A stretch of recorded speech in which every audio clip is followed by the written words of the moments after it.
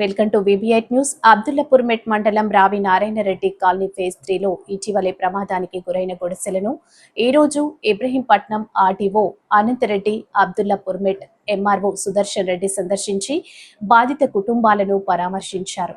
అగ్ని ప్రమాదంలో తాము సర్వం కోల్పోయామని, తమ సర్టిఫికెట్స్ కాలిపోయాయని బాధితులు ఆర్డీఓ దృష్టికి తీసుకుని వెళ్లారు. అగ్ని ప్రమాదంలో 200 గుడిసెలు కాలిపోయాయని, అగ్ని ప్రమాద వివరాలను ప్రభుత్వం దృష్టికి తీసుకుని వెళ్లి బాధిత కుటుంబాలకు తగు న్యాయం చేస్తామని ఆర్డీఓ హామీ ఇచ్చారు.